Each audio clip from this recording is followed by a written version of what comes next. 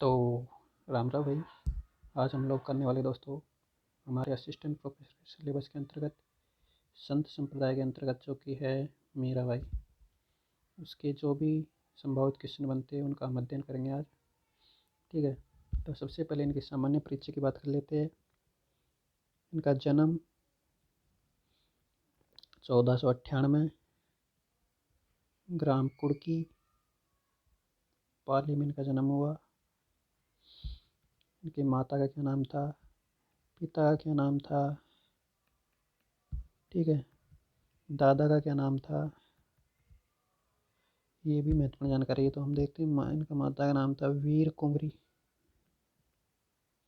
और इनके पिता का नाम था रतन सिंह।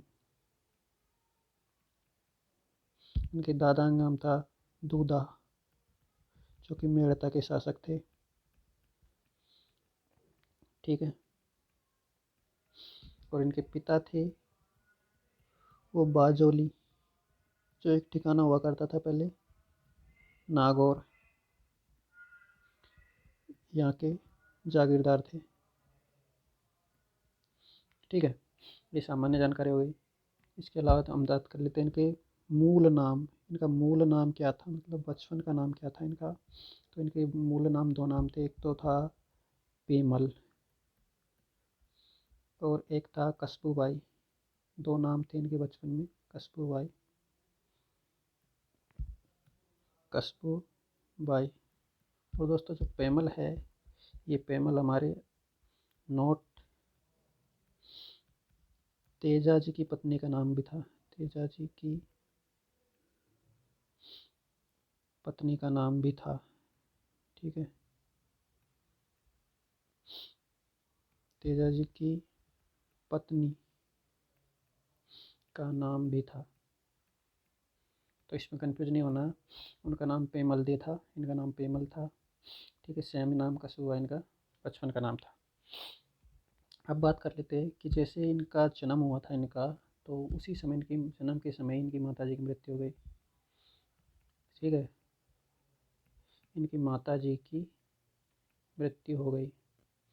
तो फिर इनके पिताजी थे, उनको कहाँ ले आए, मेड़ता। मेड़ता ले आए इनके दादाजी के पास, दूधा के पास। तो यहाँ पर मेड़ता में ही इनका, मेड़ता में ही बचपन बीता इनका।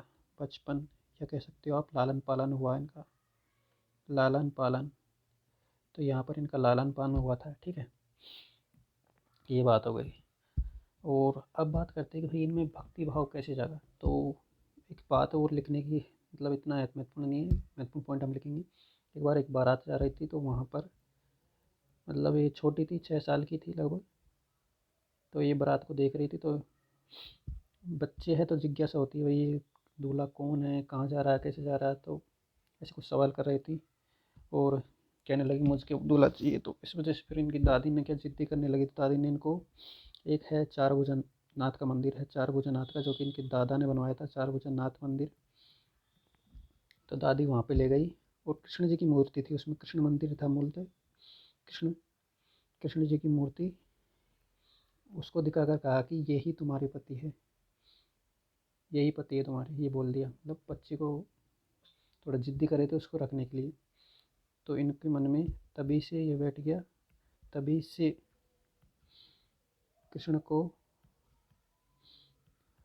पति मानकर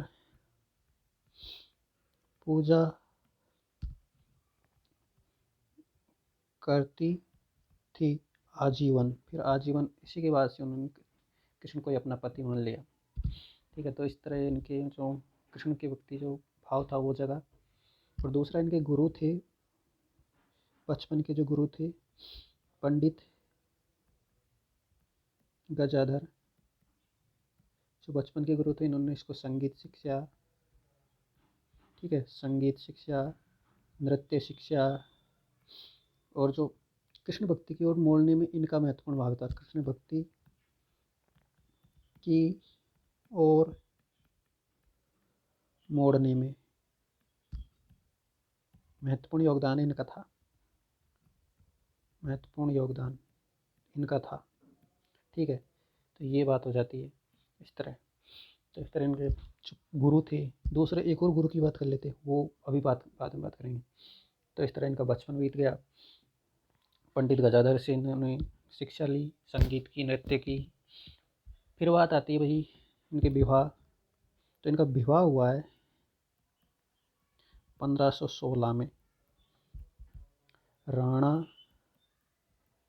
सांगा के सबसे बड़े पुत्र भोजराज के साथ।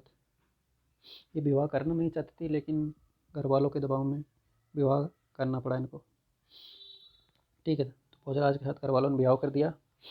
तो अब बात करते हैं भाई इनका बचपन, इनका जन्म हुआ था, ये महत्वपूर्ण बात आप ध्यान रखो। सबसे पहले हुआ था कुड़की में इनका जन्म। फिर इनका पालन पोषण हुआ था, लालन पालन, ये हुआ मेड़ता में, जो एक दूधागढ़ दुर्ग बना रखा था राव दूधा ने, इस दूधागढ़ दुर्ग में। और उनका विवाह, ये स्थान पर ध्यान रखना, विवाह हुआ था इनका चित्तौड़ में, चित्तौड़गढ़।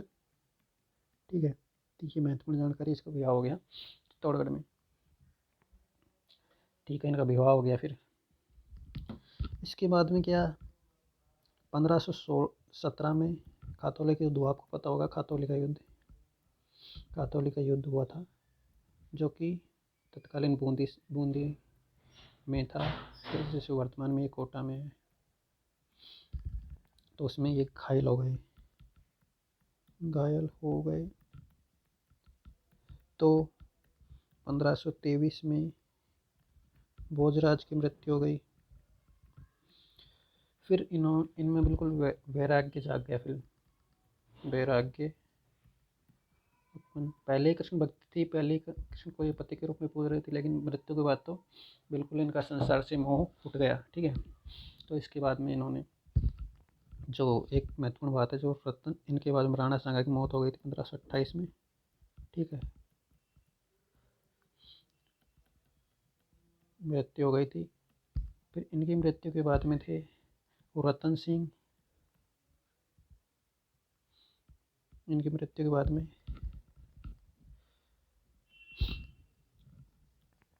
रतन सिंह, विक्रमादित्य, ये शासक बने थे। तो चलो, इन्होंने तो जो ज़्यादा तो रतन सिंह थे, इन्होंने इनको बहुत परेशान किया, क्योंकि ये कृष्ण भक्ति करती थी महल में ही, तो वो उनको पसंद नहीं था। तो इन्होंने बहुत अत्याचार किए इन पे, कई बार, मतलब कभी सांप भेज रहे, कभी जहर का प्याला भेज रहे। तो इस तरह इनको बहुत परेशान किया। तो फिर ये परेशान होकर इन्होंने, जो संत रैदास जी थे, उनको बुलाया, मतलब मेवाड़ में बुलाया था इनको। तो सर्वप्रथम राजस्थान में संत रैदास जी थे, सर्वप्रथम राजस्थान में मीरा के बुलाने पर चित्तौड़ आए। तो मीरा के बुलाने पर ये चित्तौड़ सबसे पहले राजस्थान में यहीं पर आए थे। फिर यहाँ पर ही इन्होंने ये मीरा के साथ मिलकर, रैदास जी दोनों भक्ति करते थे। फिर तो ये एक अनोखा संजोग था कि मीरा और रैदास दोनों भक्ति करने लगे यहाँ पर। तो मीरा तो देखो कितना गजब संजोग है कि मीरा तो थी सगुण भक्ति करती थी, ये तो, ये थी निर्गुण, और दोनों ने एक जगह मिलकर भक्ति की है। देखो, ये एक अलग ही संजोग है। तो उसके बाद में क्या होता है, क्योंकि जो फिर कुछ समय बाद में क्या है, रैदास जी की भी यहीं पर मृत्यु हो जाती है। चित्तौड़ में ही। तो यहाँ पर इनकी छतरी बनी हुई है, चित्तौड़ में ही, चित्तौड़गढ़ दुर्ग में इनकी छतरी बनी है। ठीक है, फिर लास्ट में परेशान होकर, विक्रमादित्य के अत्याचारों से परेशान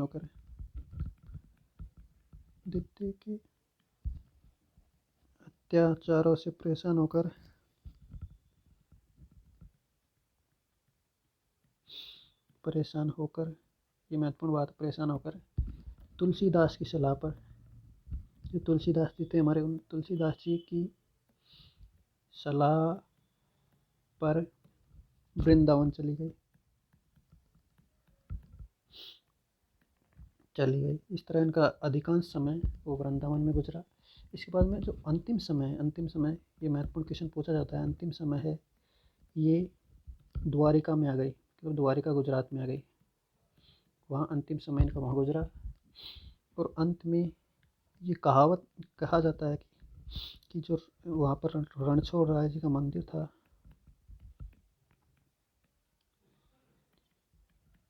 इनमें इनकी मूर्ति में ये विलीन हो गई, मूर्ति में विलीन हो गई। इस तरह जो 1546 के लगभग ये मूर्ति विलीन हो गई, मतलब इनको मृत्यु हो गई। तो ये महत्वपूर्ण बातें थी जो हमको मीराबाई के बारे में पढ़नी चाहिए। और जो महत्वपूर्ण बात मैं बताऊँ, इनका एक सारांश बता देता हूँ कि इनका सबसे पहले कुर्की की बात कर लेते हैं। कुर्की में जन्म, ठीक है। उसके बाद में मेड़ता में इनका लालन पालन, ठीक है। उसके बाद में चित्तौड़ में इनका विवाह, कहाँ कहाँ रही थी, ठीक है, वो पूछा जाता है। फिर ये इसके बाद में चित्तौड़ से वृंदावन चली गई। और इनका अंतिम समय है वो द्वारिका में गुजरा, और वहाँ पर ही भगवान रणछोड़ दास जी की मूर्ति में विलीन हो गई। अंतिम समय वहीं पर गुजरा। और अगर बात करें इनके जो इन्होंने जो कविताएं लिखी है दोस्तों, कविताएं, साहित्य की बात कर लेते हैं। कविताएं लिखी है, उनको कहा जाता है पदावली। और इनके महत्वपूर्ण ग्रंथ वो भी पूछे जाते हैं, वो भी मैं बता देता हूँ। एक तो था रुक्मणी मंगल, जिसमें माता रुक्मणी थी, उनके विवाह का वर्णन है, रुक्मणी मंगल। एक है, 4 ग्रंथ महत्वपूर्ण, सत्य भामारो रोशनो, सत्यम भामा रोशनो, सत्य भामा जी भी एक पटरानी थी भगवान कृष्ण की। तीसरा इनका महत्वपूर्ण ग्रंथ क्या था, एक और था इनका ग्रंथ, याद नहीं आ रहा। वो एक था नरसी मेहतारी हुंडी, नरसी मेहतारी हुंडी, मेहतारी हुंडी। और एक और था, 4 ग्रंथ थे इनके। तो एक लिखा था इन्होंने, गीत गोविंद पर टीका लिखी थी इन्होंने, गीत गोविंद पर टीका, गीत गोविंद पर टीका कुंभा ने भी लिखी थी, राणा कुंभा ने भी लिखी थी। तो ये 4 इनके महत्वपूर्ण ग्रंथ हैं, ठीक है। इसके अलावा हम बात करते हैं कि जो इनकी भाषा थी, अगर भाषा की बात करें हम, भाषा तो वो ब्रज भाषा थी, जिन पर गुजराती का भी प्रभाव था, गुजराती भाषा का प्रभाव था, ठीक है। इसके अलावा एक ग्रंथ है जो इनके ऊपर लिखा गया है, रत्ना खाती ने लिखा है, रत्ना खाती ने, वो लिखा था नरसी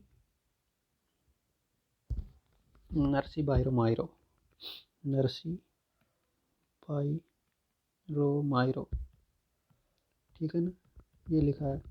इसके अलावा जो भक्तमाल है प्रियदास जी का ने लिखा है, इससे भी मीराबाई के बारे में जानकारी मिलती है, मीराबाई के बारे में जानकारी मिलती है। बात कर लेते हैं इनका जो भक्ति भाव था, वो भक्ति भाव था इनका, वो पहले ही मैंने बता दिया आपको, दाम्पत्य भाव से पूजा करती, दाम्पत्य भाव से पूजा करती, मतलब पति मानकर पूजा करती थी। और जो रस था वो था माधुर्य, ठीक है। ये महत्वपूर्ण बात हो गई।